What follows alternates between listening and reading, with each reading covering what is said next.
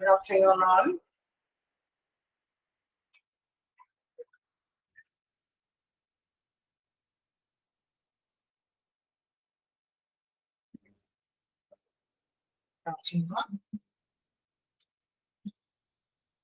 Okay, voice unmute അല്ലേ?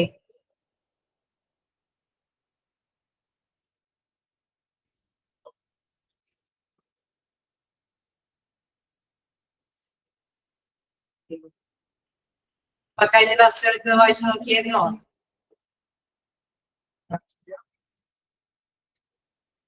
വായിച്ചു നോക്കിയിരുന്നോ?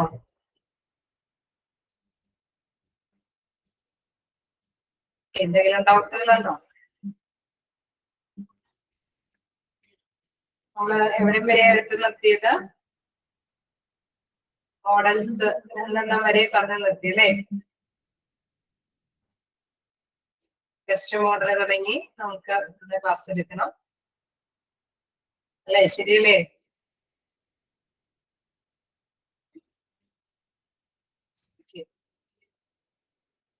ഇപ്പൊ നിങ്ങൾ കഴിഞ്ഞ ക്ലാസ്സിൽ എന്താണ് ഹ്യൂമൻ റിസോഴ്സ് മാനേജ്മെന്റ് എന്നുള്ള കാര്യമാണ് ഡിസ്കസ് ചെയ്തത് നമ്മള്.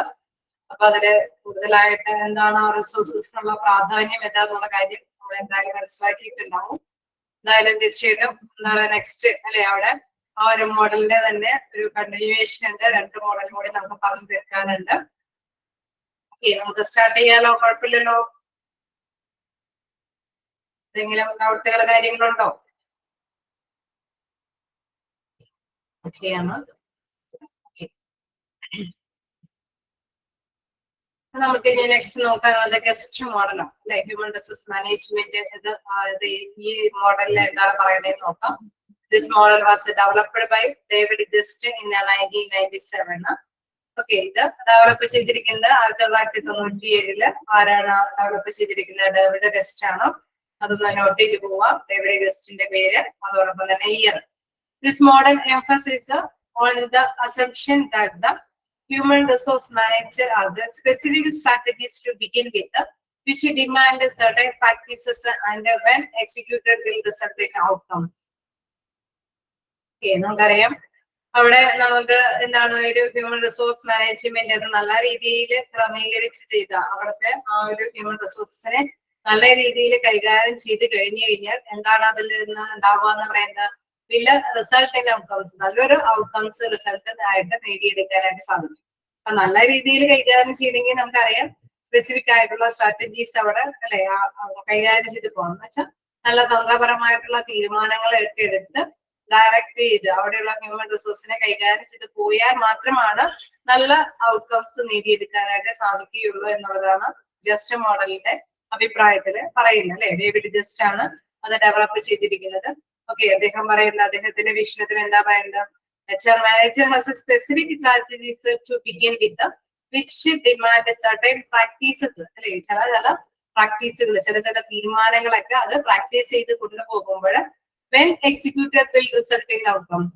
അത് നല്ല രീതിയിൽ എന്തെങ്കിലും തന്ത്രപരമായ തീരുമാനങ്ങളൊക്കെയാണ് പ്രാക്ടീസ് ചെയ്ത് പോകണമെങ്കിൽ തീർച്ചയായിട്ടും എന്താണ് നല്ലൊരു റിസൾട്ട് അവർക്ക് നേടിയെടുക്കാൻ സാധിക്കും. അതായത് ഹ്യൂമൻ ബീയിങ്ങിന് അവിടെയുള്ള ഹ്യൂമൻ റിസോഴ്സിനെ മാക്സിമം അഫോർട്ടോട് കൂടിയിട്ട് വർക്ക് ചെയ്തെടുക്കാനായിട്ട് സാധിക്കും എന്നുള്ളതാണ്. These outcomes include behavioral performance related and financial rewards. Okay, നമുക്കറിയാം അവരുടെ പെരുമാറ്റ രീതി അല്ലെ, അവരെ നല്ല രീതിയിൽ ആക്റ്റീവ് ആവണമെങ്കിൽ അവരുടെ പെർഫോമൻസ്, അവരുടെ പ്രകടനം അങ്ങനെ നല്ല രീതിയിൽ ആകണമെങ്കിൽ അത് എന്തുമായിട്ട് റിലേറ്റ് ചെയ്യുന്ന പറയുന്നത്? ഫിനാൻഷ്യൽ റിവാർഡ്സുമായിട്ട് റിലേറ്റ് ചെയ്യണമെന്ന്. തീർച്ചയായിട്ടും എന്താണ് നമ്മൾക്കൊരു സാലറി ഒക്കെ കൊടുക്കുമ്പോൾ അതിനൊപ്പം തന്നെ അഡീഷണൽ സാലറിക്ക് അല്ലെ എന്തെങ്കിലുമൊക്കെ പാരിതോഷികങ്ങളോ റിവാർഡ്സോ ഒക്കെ കൊടുത്ത് ഇൻസെന്റീവ്സ് ഒക്കെ കൊടുത്ത് അവിടെയുള്ള ഹ്യൂമൻ ബീയിങ്ങിനെ സപ്പോർട്ട് ചെയ്യാനാണ് അല്ലെങ്കിൽ മോട്ടിവേറ്റ് ചെയ്ത് കൊണ്ടുപോവുകയാണെങ്കിൽ നല്ലൊരു റിസൾട്ട് നേടിയെടുക്കാൻ പറ്റും അല്ലെ? ആ രീതിയിലുള്ള സ്ട്രാറ്റജിക് ആയിട്ടുള്ള പ്ലാനുകൾ അഡോപ്റ്റ് ചെയ്യണം എന്നുള്ളതാണ് എന്താണ് ഗസ്റ്റ് മോഡലിൽ എടുത്ത് പറയുന്നത്. അപ്പൊ ഗസ്റ്റ് മോഡലിൽ നോക്കാം, എന്താണ് അവിടുത്തെ ഔട്ട്കംസ് എന്ന് പറയുന്നത്? എന്താണ് ഫിനാൻഷ്യൽ റിവാർഡ്സിനെ ഡിപ്പെൻഡ് ചെയ്യുന്നത് അല്ലെ? റിലേറ്റ് ചെയ്യുന്നത് ഫിനാൻഷ്യൽ ആയിട്ടുള്ള ഒരു സപ്പോർട്ടും കൂടി അഡീഷണൽ ആയിട്ട് ലഭ്യമാകുമ്പോൾ അവിടെയുള്ള ഹ്യൂമൻ റിസോഴ്സ് മാക്സിമം അഫോർട്ടോട് കൂടിയിട്ട് വർക്ക് ചെയ്യും. ദെൻ അങ്ങനെ ഓർഗനൈസേഷൻ അതിന്റെ റിസൾട്ടുകൾ നേടിയെടുക്കാൻ സാധിക്കും എന്നുള്ളതാണ്. ഓക്കെ, ക്ലിയർ ആണോ? ക്ലിയർ ആണോ? ഓക്കെ, അപ്പൊ വ്യത്യസ്ത വീക്ഷണകോണുകളിലാണ് ഓരോരുത്തരും അത് ഉദ്ദേശിക്കുന്നത്. അതിന്റെ റിസൾട്ടുകൾ വ്യത്യസ്ത രീതികൾ നമ്മൾ കണ്ടതാണ്. അതിലെ ഗസ്റ്റ് മോഡലും ഇപ്പൊ നമ്മൾ കവർ ചെയ്തു. ഓക്കെയാണ്. നെക്സ്റ്റ് നോക്കാം, ദ വാർവിക് മോഡൽ. എന്താണ് വാർവിക് മോഡലില് എന്താണ് പറയുന്നത് നോക്കാം. The Warwick HRM model was constructed by the researchers Price Henry and Andrew M. Pettigrew at the University of Warwick in the early 1990s. Okay, അപ്പൊ അതും നമുക്കറിയാം 1990 ആ കാലഘട്ടങ്ങളിലാണ്. അത് തീർച്ചയായിട്ടും എന്താണ് അവിടെ രണ്ടുപേരെ റിസർച്ച് ഗവേഷകരെ എടുത്ത് പറയുന്നുണ്ട്. ക്രിസ് ഹെൻറിയും അതേപോലെ തന്നെ ആൻഡ്രൂ എം പെറ്റിഗ്രൂ ആണ് അവര് വാർവിക് യൂണിവേഴ്സിറ്റിയിലാണ് ഡെവലപ്പ് ചെയ്തെടുത്തിരിക്കുന്നത്.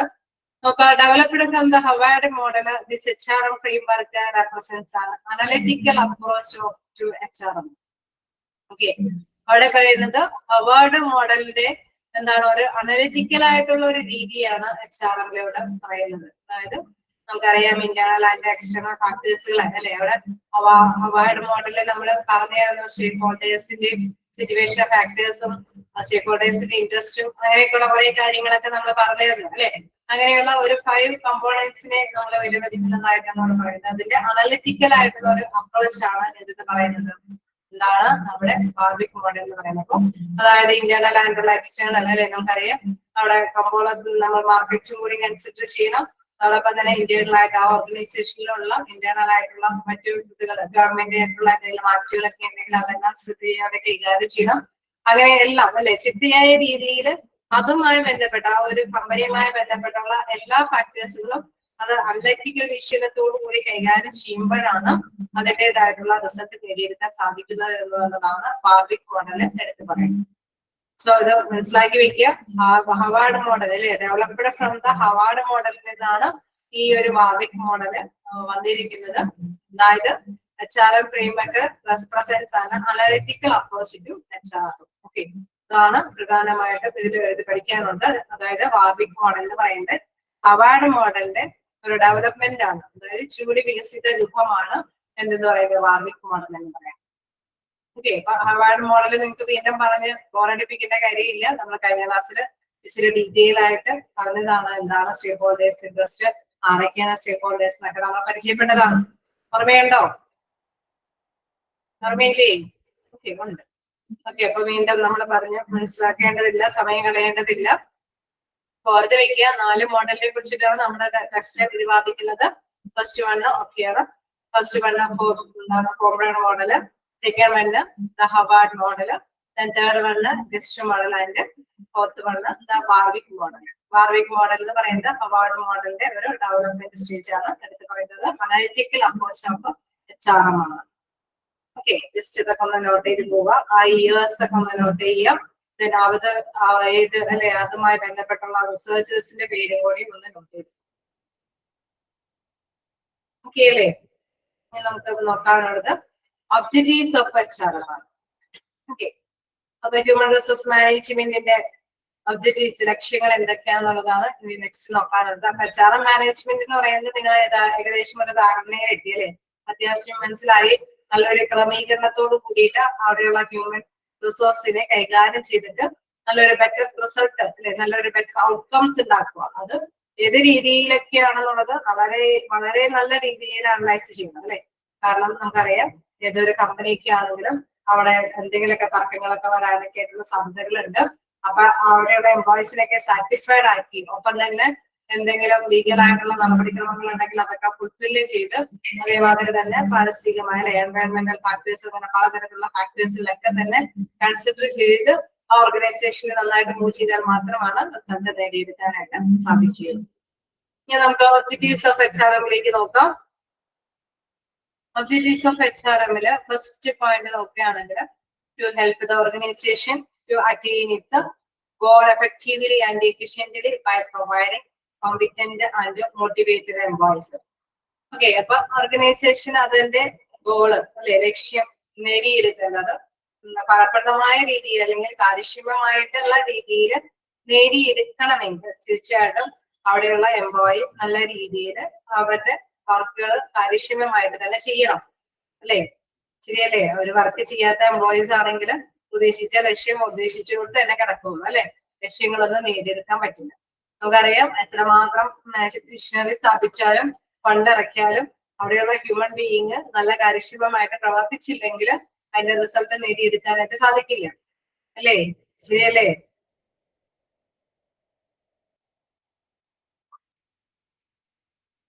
ാണ് അപ്പൊ മോട്ടിവേറ്റഡ് ആയിട്ടുള്ള എംപ്ലോയി അല്ലെ, അവിടെ സംതൃപ്തിപ്പെടുന്ന തരത്തില് എംപ്ലോയീസിനെ സാറ്റിസ്ഫൈഡ് ആക്കുന്ന തരത്തില് കൊണ്ടുപോയാൽ മാത്രമാണ് അല്ലെ നമ്മള് അങ്ങനെ നല്ല കോമ്പിറ്റന്റ് ആയിട്ടുള്ള രീതിയിൽ മോട്ടിവേറ്റഡ് ചെയ്ത എംപ്ലോയിനെ അല്ലെ അവിടെ നല്ല രീതിയിൽ സാറ്റിസ്ഫൈഡ് ആക്കി മാറ്റിയാൽ മാത്രമാണ് ഓർഗനൈസേഷന് അതിന്റെ ലക്ഷ്യങ്ങള് ഫലപ്രാപ്തിയിൽ എത്തിക്കാനായിട്ട് സാധിക്കുകയുള്ളൂ. To utilise the available human resource effectively. നമുക്കറിയാം നിലവിലുള്ള ഹ്യൂമൻ റിസോഴ്സസ് അത് ഫലപ്രാപ്തമായ രീതിയിൽ ഉപയോഗിക്കണം അല്ലെ. നമുക്കറിയാം ചിലർക്കൊക്കെ ചില നോളജുകൾ ഭയങ്കര നോളജ് ആയിരിക്കും, ചിലർക്ക് ചില കഴിവുകളായിരിക്കും കൂടുതൽ അല്ലെ. അറിവിനേക്കാൾ കൂടുതൽ പ്രാക്ടിക്കലി അവർക്ക് നല്ല നോളജ് അല്ലെ കഴിവായിരിക്കും. അതിൽ തന്നെ സ്കില്ലായിരിക്കും അവർക്ക് കൂടുതൽ. ചിലർക്ക് നല്ല നോളജ് ആയിരിക്കും അല്ലെ. അപ്പൊ അവർക്ക് അവരുടേതായിട്ടുള്ള നോളജ് എങ്ങനെ പുറത്തേക്ക് എടുക്കാം അല്ലെ. ചിലപ്പോ നമുക്കറിയാം വലിയ വലിയ ഓർഗനൈസേഷൻ ആണെങ്കിൽ അവിടെ കുറെ അധികാരങ്ങളൊക്കെ കൈകാര്യം ചെയ്യുന്നവര് അല്ലെങ്കിൽ അത് അവരുടേതായുള്ള ലീഡർഷിപ്പും കൊണ്ട് കൈകാര്യം ചെയ്യാൻ പറ്റുന്ന തരത്തിലുള്ള ജോലികളൊക്കെ ഉണ്ടാവും അല്ലെ. ഒരു വലിയ വലിയ ഓർഗനൈസേഷൻ ആകുമ്പോൾ ഡിപ്പാർട്ട്മെന്റ് ബേസ് ചെയ്തിട്ടൊക്കെ ജോലികൾ ഉണ്ടാവും. അപ്പൊ ഡിപ്പാർട്ട്മെന്റിനെ ലീഡ് ചെയ്ത് പോകാനായിട്ടും അതിനെ കൺട്രോൾ ചെയ്ത് പോകാനായിട്ടും മറ്റുള്ളവരൊക്കെ ഏകോപിപ്പിക്കാനൊക്കെ ആയിട്ടുള്ള പ്രത്യേക കഴിവൊക്കെ വേണം ചിലർക്കൊക്കെ അല്ലെ. അപ്പൊ ചില എംപ്ലോയീസിന് അങ്ങനെ കൺസിഡർ ചെയ്ത് അവരെ അത്തരത്തിലുള്ള ഫീൽഡിലേക്ക് ഇറക്കുമ്പോൾ ചിലര് പ്രാക്ടിക്കലി നല്ല കഴിവുള്ളവരായിരിക്കും. അപ്പൊ അവരെ അത്രമാത്രം പ്രാക്ടിക്കലി അല്ലെ അത്രമാത്രം അങ്ങനെയുള്ള പ്രാക്ടീസ് ആയി ബന്ധപ്പെട്ട രീതിയിലേക്ക് അവരെയൊക്കെ അലോട്ട് ചെയ്തിട്ട് ആ രീതിയിലേക്ക് അവരെ തൊഴിൽ വാഗ്ദാനം ചെയ്ത് കൊടുക്കുക. അപ്പൊ യൂട്ടിലൈസ് ചെയ്യുന്ന വെച്ചാൽ നന്നായിട്ട് മാക്സിമം അത് ഉപയോഗപ്രദമാക്കുക അല്ലെ. അവിടെയുള്ള ഹ്യൂമൻ റിസോഴ്സസ് ആ ഒരു ഓർഗനൈസേഷനിലുള്ള ഹ്യൂമൻ റിസോഴ്സസ് മാക്സിമം നല്ല രീതിയിൽ യൂട്ടിലൈസ് ചെയ്യുക എന്നുള്ളത് പ്രധാനമായിട്ടും HRMന്റെ ലക്ഷ്യം തന്നെയാണ്. Then to provide organization with the well-trained and well-motivated employees. നമുക്കറിയാം ഒരു എംപ്ലോയിക്ക് നേരത്തെ പറഞ്ഞ ക്വാളിഫിക്കേഷൻ അക്കാദമിക് ക്വാളിഫിക്കേഷൻ ഒക്കെ ഉണ്ടാവും. പക്ഷെ അവര് വന്ന് പ്രാക്ടിക്കലി ചെയ്യുമ്പോൾ അവർക്ക് ചിലപ്പോൾ പറ്റിയെന്ന് വരില്ല. കാരണം അവരെ സംബന്ധിച്ച് ട്രെയിനിങ് ഒന്നും കിട്ടിയിട്ടുണ്ടാവില്ല അല്ലെ. അപ്പൊ അവര് ബേസിക്കലി അവർക്ക് ഒരു ട്രെയിനിങ് ഒക്കെ കൊടുത്തു ഈ പറഞ്ഞ മാതിരി എന്തെങ്കിലും ഇൻസെന്റീവ്സ് ഒക്കെ കൊടുത്ത് അവരെ പുഷപ്പ് ആക്കി നിർത്തി കഴിഞ്ഞാൽ ചിലപ്പോൾ എന്താണ് അവിടെയുള്ള എംപ്ലോയീസ് നല്ല അഫോർട്ടോടുകൂടി വർക്ക് ചെയ്യാനായിട്ട് തയ്യാറാകും. മനസ്സില്ലേ? അങ്ങനെ ഒരു ചാൻസില്ലേ? ട്രെയിനിങ്ങോ എന്തെങ്കിലുമൊക്കെ പാരിതോഷികങ്ങളൊക്കെ കൊടുത്തു കഴിഞ്ഞു കഴിഞ്ഞാൽ അവര് മാക്സിമം അഫോർട്ടോട് കൂടിയിട്ട് വർക്ക് ചെയ്യാൻ തയ്യാറാവില്ലേ? ആവോ? തയ്യാറാവും അല്ലെ. നിങ്ങൾ റെസ്പോണ്ട് ചെയ്ത് പോവാട്ടെ, അല്ലെങ്കിൽ ഞാൻ ഇങ്ങനെ പറഞ്ഞുകൊണ്ടിരിക്കും, ഞങ്ങൾ ഇങ്ങനെ കേട്ടുകൊണ്ടിരിക്കും, ഓരടിച്ചു പോകേണ്ടതായിട്ട് വരും. ഓക്കെ, അപ്പൊ നമുക്ക് തീർച്ചയായിട്ടും നമുക്കറിയാം അങ്ങനെ ട്രെയിനിങ് ഒക്കെ കിട്ടുമ്പോൾ അല്ലെങ്കിൽ മോട്ടിവേഷൻ ഒക്കെ കിട്ടുമ്പോൾ അവര് നന്നായിട്ട് തന്നെ വർക്ക് ചെയ്യാനൊക്കെ ആയിട്ട് തുടങ്ങും അല്ലെ. അപ്പൊ അങ്ങനെ ചെയ്യുക എന്നുള്ളത് പ്രധാനമായിട്ടും HRMന്റെ പ്രധാനപ്പെട്ട ലക്ഷ്യമാണ്. കാരണം അവർക്ക് ട്രെയിനിങ് കൊടുക്കണമെന്നൊന്നും ചിലപ്പോൾ നല്ല ഒരുപാട് എംപ്ലോയീസ് ഉണ്ടാവുമ്പോൾ വിവിധ ഡിപ്പാർട്ട്മെന്റിൽ അല്ലെങ്കിൽ വിവിധ കാറ്റഗറിയിലുള്ള പേഴ്സൺസിന് വേണ്ടി മാത്രമായിരിക്കും ട്രെയിനിങ് ഒക്കെ വേണ്ടി വരുന്നത് അല്ലെ. ഒരു പുതിയ മെഷീൻ ഇംപ്ലിമെന്റ് ചെയ്യുമ്പോഴോ അല്ലെങ്കിൽ പുതിയൊരു സിസ്റ്റം ഫോളോ ചെയ്യണമെന്ന അല്ലെ തീരുമാനമെടുക്കുമ്പോഴൊക്കെ അത്തരത്തിലുള്ള പേഴ്സൺസിന് മാത്രമൊക്കെയാണ് കൊടുക്കുന്നത്. അപ്പൊ അത് കൃത്യമായിട്ട് അറിഞ്ഞ് കൈകാര്യം ചെയ്ത് കൊടുക്കുന്നത് ആരായിരിക്കും? HRM ഡിപ്പാർട്ട്മെന്റ് ആയിരിക്കും. So one of the objectives are and to provide organization with a well-trained and well-motivated employee. That to increase the employees' satisfaction and self-actualization. Okay, നമുക്കറിയാം ഒരു സാറ്റിസ്ഫൈഡ് ആയിട്ടുള്ള എംപ്ലോയി എന്ന് പറയുമ്പോൾ അവർക്ക് അല്ലെ പ്രത്യേകിച്ച് ബുദ്ധിമുട്ടൊന്നും ഉണ്ടാവില്ല അല്ലെ. എങ്ങനെയെങ്കിലും ജോലി ചെയ്ത് എടുക്കണമെന്നായിരിക്കില്ല, നല്ല തൃപ്തികരമായ രീതിയിലായിരിക്കും. അപ്പൊ മാക്സിമം അവര് അതോടു കൂടിയിട്ട് വർക്ക് ചെയ്യാനൊക്കെ ആയിട്ട് തയ്യാറാവും അല്ലെ. അപ്പൊ തീർച്ചയായിട്ടും ഇതിലെ പ്രധാനമായിട്ട് പറയുന്നത് സാറ്റിസ്ഫാക്ഷൻ ഉണ്ടാക്കിയെടുക്കുക അല്ലെ, അത് വർദ്ധിപ്പിച്ചെടുക്കുക. HRM ഡിപ്പാർട്ട്മെന്റിന്റെ പ്രധാനപ്പെട്ട കാര്യമാണ് അവിടെയുള്ള എംപ്ലോയീസിനൊക്കെ നല്ല സാറ്റിസ്ഫൈഡ് ആയിട്ടുള്ള ഒരു അന്തരീക്ഷം പ്രൊവൈഡ് ചെയ്ത് കൊടുക്കുക. അല്ലെങ്കിൽ സെൽഫ് ആക്ച്വലൈസേഷൻ അല്ലെ, അവർക്ക് സ്വയം നിലനിൽപ്പ് അല്ലെ, സ്വയം എന്താ പറയുക ഓരോ കാര്യങ്ങൾ ചെയ്യാനായിട്ടുള്ള ഒരു സ്വയം കോൺഫിഡൻസ് അത് നേടിക്കൊടുക്കാനൊക്കെ ആയിട്ടുള്ള ഒരു സാഹചര്യങ്ങളൊക്കെ കൈകാര്യം ചെയ്ത് കൊടുക്കുക എന്ന് പറയുന്നത് പ്രധാനപ്പെട്ട കാര്യമാണ്.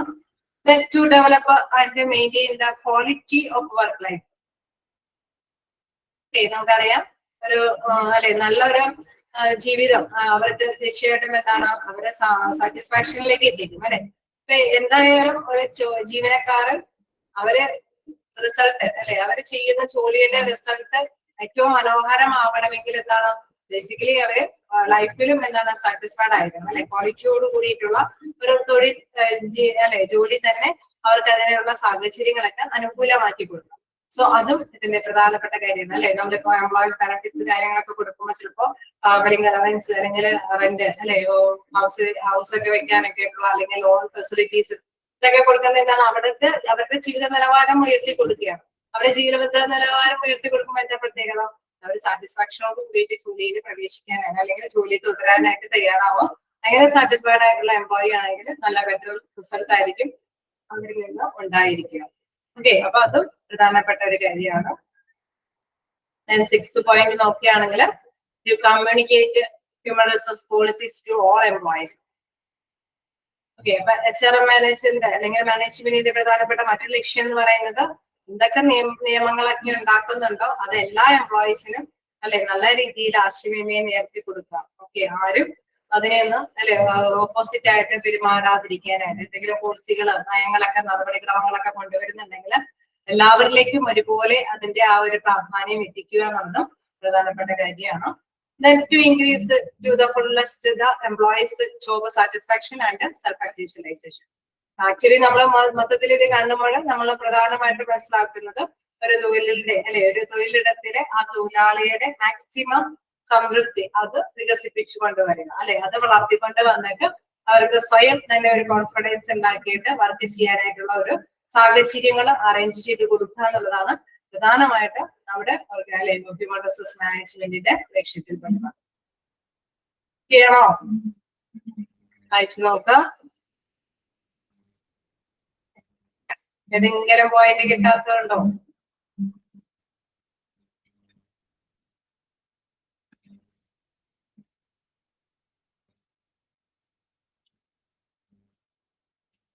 എന്ന് പറയുന്ന ഏതെങ്കിലും ഒരു ചോദ്യമൊക്കെ ചോദിച്ചാൽ അല്ലെ following are objectives of HRM എന്നുള്ള രീതിയിൽ ചോദ്യങ്ങൾ വന്നു കഴിഞ്ഞാൽ മനസ്സിലാക്കുക ഇതെല്ലാം അല്ലെ നമ്മുടെ ഹ്യൂമൻ റിസോഴ്സ് മാനേജ്മെന്റിന്റെ ഒബ്ജക്റ്റീവ്സ് ആകുന്നത് ഓർത്ത് വയ്ക്കുക.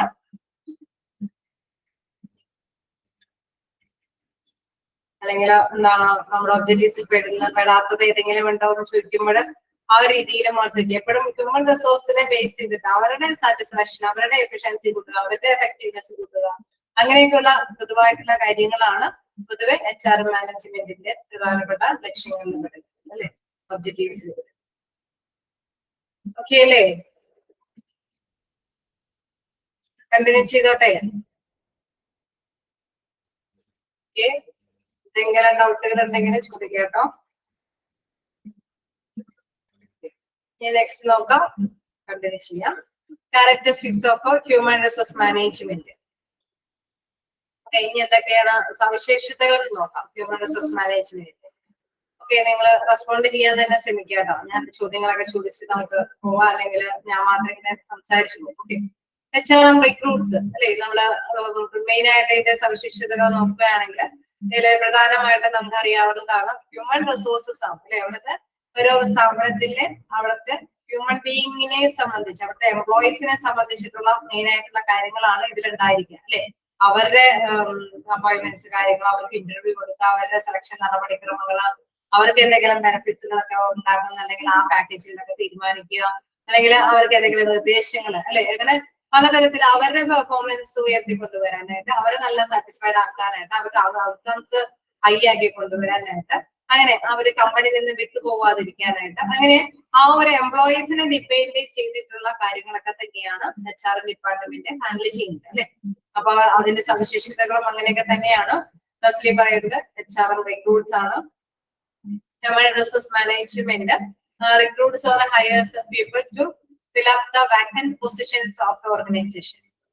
നമുക്കറിയാം ഒരു വലിയ വലിയ ഓർഗനൈസേഷൻ ആവുമ്പോൾ വ്യത്യസ്ത ലെവലിലുള്ള ജീവനക്കാരെ ആവശ്യമായിട്ട് വരും അല്ലെ. വ്യത്യസ്ത ഡിപ്പാർട്ട്മെന്റിലായിരിക്കും. ഒരു പ്രൊഡക്ഷൻ ഡിപ്പാർട്ട്മെന്റ് ആണ് ഒരു പ്രൊഡക്ഷൻ യൂണിറ്റ് ആണ് എങ്കിൽ ചിലപ്പോ ആണെങ്കിൽ റോ മെറ്റീരിയൽസ് കളക്ട് ചെയ്യുന്ന ഒരു ഭാഗത്തായിരിക്കും, അല്ലെങ്കിൽ സെമി ഫിനിഷ്ഡ് ഗുഡ്സ് ഉണ്ടാക്കുന്ന ഒരു മേഖലയിലായിരിക്കും, അല്ലെങ്കിൽ പാക്കേജിംഗ് സെക്ഷനിലായിരിക്കും. അതേപോലെ തന്നെ ഒരു സർവീസ് ഓറിയന്റഡ് ആയിട്ടുള്ള ഒരു ബിസിനസ് ആണെങ്കിലും തീർച്ചയായിട്ടും നമുക്കറിയാം അവിടെയും ഫോർ എക്സാമ്പിൾ നമ്മൾ ഒരു ഹോസ്പിറ്റൽ ആണെങ്കിലും വിവിധ ഡിപ്പാർട്ട്മെന്റ് ഉണ്ട്, കാർഡിയോളജി ന്യൂറോളജി ഒക്കെ അല്ലെ. ഓരോ വിഭാഗത്തിൽ ചിലപ്പോൾ ഓപ്പറേഷൻ തിയേറ്ററിലേക്ക് ആയിരിക്കാം, അല്ലെങ്കിൽ ഫ്രണ്ട് ഓഫീസിലേക്ക് ആയിരിക്കാം. അങ്ങനെ വ്യത്യസ്ത പോസ്റ്റിലേക്ക് ആയിരിക്കും ഓരോ തരത്തിലെ ജീവനക്കാരെ നമ്മൾ കണ്ടെത്തേണ്ടത് അല്ലെ. അപ്പൊ ജോലിയുടെ ഒഴിവനുസരിച്ച് വ്യക്തികളെ കണ്ടെത്തുക അല്ലെ, അതാണ് അവിടെ പ്രധാനമായിട്ട് മനസ്സിലാക്കേണ്ടത്. Fill up the vacant position of the organisation. ഓർഗനൈസേഷന്റെ വേക്കന്റ് പൊസിഷൻ എവിടെയാണോ ആ പൊസിഷനിലേക്ക് ആൾക്കാരെ അല്ലെ, അവിടെ ആളുകളെ റിക്രൂട്ട് ചെയ്യുക എന്നുള്ളതാണ് റിക്രൂട്ട്മെന്റ്സ്, HRM റിക്രൂട്ട്മെന്റ്സ് എന്നുള്ള ആ ഒരു കാറ്റഗറിയിൽ ചെയ്യുന്ന പ്രധാനപ്പെട്ട ഡ്യൂട്ടി. ഓക്കെ, ഹ്യൂമൻ റിസോഴ്സ് മാനേജ്മെന്റിന്റെ റിക്രൂട്ട്സ് ഓർ ഹയേഴ്സ് എന്ന് പറയുന്നത് അതായത് people to fill up the vacant position of the organisation. ഓർഗനൈസേഷന്റെ വേക്കന്റ് ആയിട്ട് കിടക്കുന്ന ഭാഗങ്ങളിലേക്ക് പീപ്പിൾസിനെ ഫില്ലപ്പ് ചെയ്യുക എന്നുള്ളതാണ് റിക്രൂട്ട്മെന്റ് നടപടിയായിട്ട് ആകുന്നത്. ഓക്കെ അല്ലേ, റിക്രൂട്ട്മെന്റ് ഒക്കെ ആവുമ്പോൾ നിങ്ങൾ പഠിച്ചിട്ടുണ്ടാവും. സെക്കൻഡ് ചാപ്റ്റർ ഒക്കെ സ്റ്റാർട്ട് ചെയ്തു. ഓക്കെ, സെക്കൻഡ് നോക്കുകയാണെങ്കിൽ ടെസ്റ്റ് ആൻഡ് ഇന്റർവ്യൂസ്. ഓക്കെ, നമുക്കറിയാം ഇങ്ങനെ റിക്രൂട്ട്മെന്റ് കാര്യങ്ങളൊക്കെ കഴിഞ്ഞ് കഴിഞ്ഞാൽ ഉടനെ അങ്ങോട്ട് പോസ്റ്റിംഗ് ഓർഡറിലേക്ക് എത്തിക്കില്ല അല്ലെ. അവിടെ സെലക്ഷനും ഇന്റർവ്യൂ ഒക്കെ നടത്തിയതിനു ശേഷമാണ് ആ വ്യക്തിയെ നമ്മൾ പോസ്റ്റിംഗിലേക്ക് കൊണ്ടുപോകുക. അപ്പൊ HRM takes various tests and interviews to select people. ഇതിനു വേണ്ടിയിട്ടാണ് ഇന്റർവ്യൂ ടെസ്റ്റ് ഒക്കെ നടത്തുന്നത്. സെലക്ട് പീപ്പിളിനെ സെലക്ട് ചെയ്യാൻ, റിക്രൂട്ട്മെന്റിലൂടെ കിട്ടിയിരിക്കുന്ന അപേക്ഷയിൽ നിന്ന് അനുയോജ്യനായ ജോബിന് അനുയോജ്യനായ പേഴ്സൺസിനെ കണ്ടെത്തുന്നതിന് വേണ്ടിയിട്ടാണ് അല്ലെ നമ്മൾ ഇന്റർവ്യൂ ടെസ്റ്റുകളൊക്കെ നടത്തുന്നത്. അതിൽ നിന്ന് യോഗ്യരായവരെയാണ് നമ്മൾ സെലക്ട് ചെയ്യുന്നത്. Okay, test and interview. Okay അല്ലേ, ക്യാരക്ടറിസ്റ്റിക്സ് അല്ലേ. അപ്പൊ രണ്ടാമത്തെ ക്യാരക്ടറിസ്റ്റിക്സ് ഓക്കെയാണ്. അപ്പൊ നമ്മൾക്ക് മനസ്സിലാവും അല്ലെ. HRM ഡിപ്പാർട്ട്മെന്റിന്റെ മറ്റൊരു കാര്യം എന്ന് പറയുന്നത് ടെസ്റ്റും ഇന്റർവ്യൂ ഒക്കെ സംഘടിപ്പിക്കണം. തേർഡ് എന്ന് പറയുന്നത് communicate with top management. Okay, അപ്പൊ ആ ഡിപ്പാർട്ട്മെന്റിനെ ഇതൊക്കെ നടത്താനുള്ള പെർമിഷൻ ഉണ്ടെങ്കിൽ നമുക്കറിയാം അല്ലെ. ഏറ്റവും ടോപ്പ് ലെവലിലൊക്കെ ഉള്ളവർക്ക് റിപ്പോർട്ടും കാര്യങ്ങളൊക്കെ കൊടുക്കണം അല്ലെ. അവരുടെ സമ്മതത്തോടു കൂടി മാത്രമാണ് ആ ഡിപ്പാർട്ട്മെന്റിന് പ്രവർത്തിക്കാൻ സാധിക്കുകയുള്ളൂ അല്ലെ. HRM tries to communicate with the top management and help them to formulate strategies to achieve organization goal. Okay, ഒരു ഓർഗനൈസേഷന്റെ ഗോള് ലക്ഷ്യം നേടിയെടുക്കാൻ വേണ്ടിയിട്ടാണ് അവര് ഹ്യൂമൻ റിസോഴ്സിനെ വെച്ചിട്ട് നേടിയെടുക്കാൻ വേണ്ടിയിട്ടാണ് അവര് പ്രവർത്തനങ്ങളൊക്കെ ചെയ്യുന്നത്. പക്ഷെ അവിടെ എന്താണ്, തീർച്ചയായിട്ടും ഇത്തരത്തിലുള്ള കാര്യങ്ങളൊക്കെ ഫോമുലേറ്റ് ചെയ്യുമ്പോൾ രൂപീകരിക്കുമ്പോൾ ആരായിട്ട് കമ്മ്യൂണിക്കേറ്റ് ചെയ്യണം? ടോപ്പ് ലെവലിലുള്ള മാനേജ്മെന്റ് ആയിട്ട് അല്ലെ, എംപ്ലോയറൊക്കെ ആയിട്ട് അവരുടെ മാനേജ്മെന്റ് ഒക്കെ ആയിട്ട് തീർച്ചയായിട്ടും കമ്മ്യൂണിക്കേറ്റ് ചെയ്യണം, ആശയവിനിമയം നടത്തണം. അതിനുശേഷം അവരുടെ കൂടി സമ്മതത്തോടു കൂടിയിട്ടായിരിക്കും അല്ലെങ്കിൽ ട്രെയിനിങ് നടത്താനോ റിക്രൂട്ട്മെന്റ് നടത്താനൊക്കെ ആയിട്ട് അവർ തയ്യാറാവുള്ളൂ. ഓക്കെ, അപ്പൊ communicate with top management. Clear അല്ലേ? ഒന്ന് പോയിന്റ് ഓക്കെ അല്ലേ? ഓക്കെ, ഫോർത്ത് പോയിന്റ് നോക്കുകയാണെങ്കിൽ അറേഞ്ച് ട്രെയിനിങ്.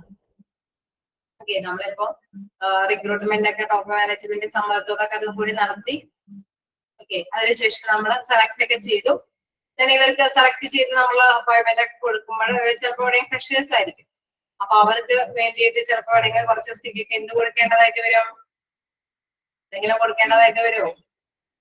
ഉടനെ സാലറി അല്ല കൊടുക്കുന്നത്, ജോലിയുമായി ബന്ധപ്പെട്ട അവർക്ക് എന്ത് കൊടുക്കേണ്ടതായിട്ട് വരും?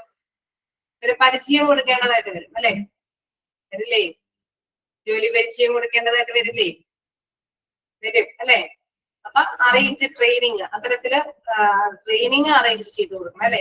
HRM gives or arrange training programs to improve the skills of the employees. അപ്പൊ തൊഴിലാളികളുടെ ആ കഴിവുകള് ചിലപ്പോൾ അക്കാദമിക് ക്വാളിഫിക്കേഷൻ മാത്രമേ ഉണ്ടാവുള്ളൂ അല്ലെ, പ്രാക്ടിക്കലി അവർക്ക് നോളജ് ഉണ്ടാവില്ല.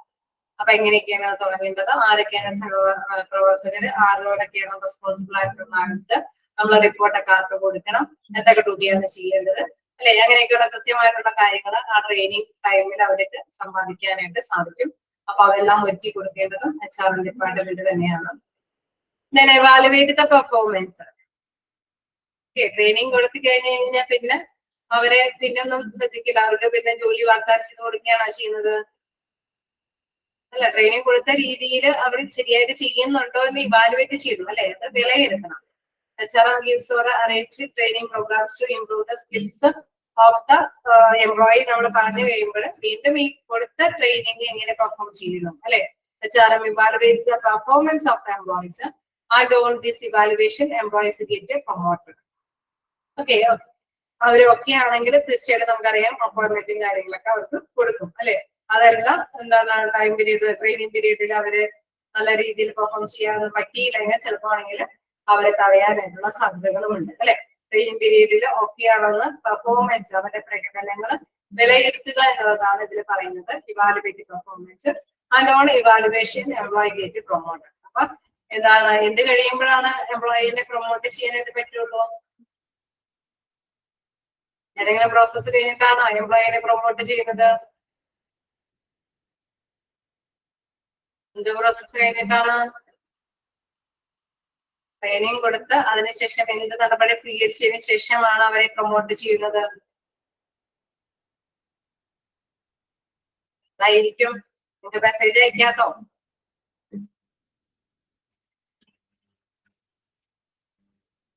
ഇവാലുവേഷൻ. അപ്പൊ ഇവാലുവേഷൻ പ്രോസസ്സ് നടത്തിയതിനു ശേഷം മാത്രമാണ്, അവരെ വിലയിരുത്തിയതിനു ശേഷം മാത്രമാണ് അവരെ പ്രൊമോട്ട് ചെയ്യുന്നത് അല്ലെ.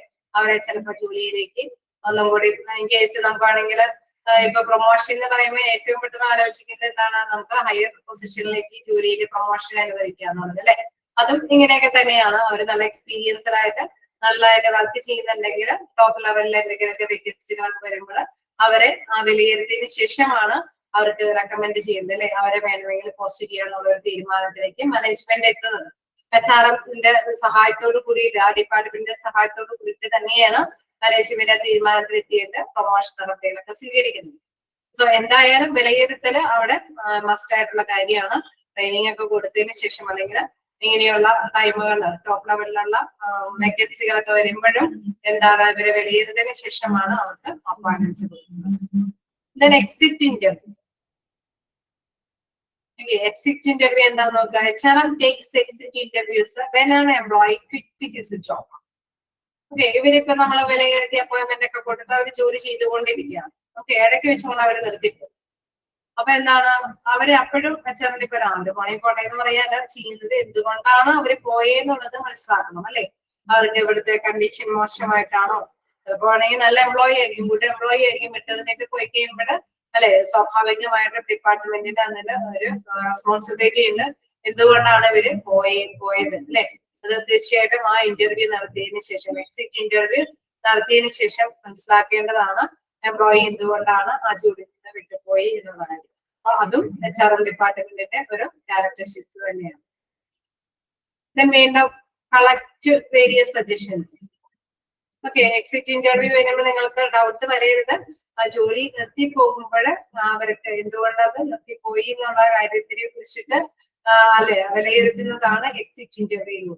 ഓക്കെ, അതുകൊണ്ട് ആ ഒരു പോയിന്റ് ഒന്ന് ഇടയ്ക്ക്, ബാക്കിയൊക്കെ നിങ്ങൾ കേൾക്കുമ്പോൾ ചിലപ്പോൾ വലിയ കുഴപ്പം തോന്നൂല. അതൊന്ന് ഇടയ്ക്ക് കയറി വന്ന കാരണമാണ് നിങ്ങളെ ഡൗട്ട് അടിക്കാൻ ചാൻസ് ഉണ്ട്. സോ അതൊന്ന് നോട്ട് ചെയ്തിരിക്കുക. നെക്സ്റ്റ് നോക്കുകയാണെങ്കിൽ എന്താണ്, collect various suggestions. Collect various suggestions എന്ന് പറയുന്നത്, നമുക്കറിയാം എംപ്ലോയീസ് ആണ് അവിടെ വർക്ക് ചെയ്യുന്നത് അല്ലെ. അവര് സാറ്റിസ്ഫൈഡ് ആക്കി കൊണ്ടുപോയാൽ മാത്രമാണ് ഓർഗനൈസേഷന് നല്ല എഫിഷ്യന്റ് ആയിട്ടുള്ള എംപ്ലോയീസിനെ കണ്ടെത്താനായിട്ടും ലക്ഷ്യം നേടിയെടുക്കാനും സാധിക്കുകയുള്ളൂ. സോ അവര് അല്ലെ, തൊഴിലാളികള് പറയുന്ന നിർദ്ദേശങ്ങൾ അതും അല്ലെ അവര് ഉൾക്കൊള്ളാനായിട്ടും ശ്രമിക്കേണ്ടത് HRM ഡിപ്പാർട്ട്മെന്റിന്റെ പ്രധാനപ്പെട്ട ഒരു കാര്യം തന്നെയാണ്. കാരണം അവരുടെ സജഷൻസ് വിലമതിക്കുന്നതാണ്. കാരണം അവരാണ് വർക്കിൽ നേരിട്ട് ഡയറക്റ്റ്ലി ഇൻവോൾവ് ആകുന്നത്, അവിടുത്തെ എംപ്ലോയീസ് ആണ് അല്ലെ. HRM tries to collect various suggestions from the employees. അപ്പൊ അതും ഒരു ക്യാരക്ടറിസ്റ്റിക്സ് ആണ്. ജസ്റ്റ് ഇങ്ങനെ നടപ്പാക്കുക എന്നുള്ളത് മാത്രമല്ല, അവിടെയുള്ള എംപ്ലോയീസിൽ നിന്നും സജഷൻസ് സ്വീകരിക്കാനായിട്ട്, കളക്ട് ചെയ്യാനായിട്ട് ഇദ്ദേഹത്തിന്റെ ക്യാരക്ടറിസ്റ്റിക്സ് പ്രകൃതമാണ്. ഓക്കെ അല്ലേ? 7 പോയിന്റ് നമ്മൾ എടുത്തു പോയി. എന്തെങ്കിലും ഡൗട്ട് ഉണ്ടെങ്കിൽ ചോദിക്കാം. ഒരു 14 പോയിന്റ് ഉണ്ട്, അപ്പൊ പകുതി വെച്ച് നിർത്തിയിട്ടുണ്ട്. എന്തെങ്കിലും ഡൗട്ട് ഉണ്ടെങ്കിൽ ചോദിക്കാം.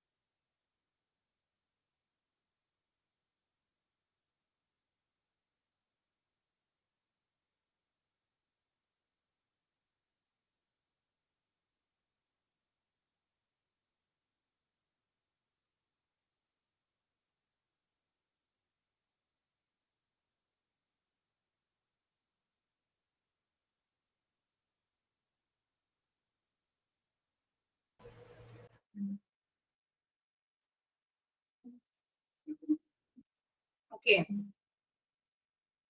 എന്തെങ്കിലും ഡൗട്ടുകളുണ്ടോ? കണ്ടിന്യൂ ചെയ്യാം. എന്തെങ്കിലും ഡൗട്ടുകള്? അപ്പൊ നെക്സ്റ്റ് നോക്കുകയാണെങ്കിൽ help the organisations top management to implement various techniques. Okay, നമ്മൾ അടുത്തായിട്ട് നോക്കുകയാണെങ്കിൽ നമുക്കറിയാം ഒരുപാട് അല്ലെ വേരിയസ് ടെക്നിക്സുകളൊക്കെ നടപ്പാക്കിയിട്ട് ടോപ്പ് മാനേജ്മെന്റിന് ഹെൽപ്പ് ചെയ്യാനായിട്ട് HR ഡിപ്പാർട്ട്മെന്റ് സഹായിക്കുന്നു. അവര് അത്തരത്തിലും വർക്ക് ചെയ്യുന്നു അല്ലെ. ടോപ്പ് മാനേജ്മെന്റ് ആയിട്ട് നല്ല എഫക്റ്റീവ് ആയിട്ടുള്ള കമ്മ്യൂണിക്കേഷൻ വേണമെന്ന് നമ്മൾ കണ്ടു.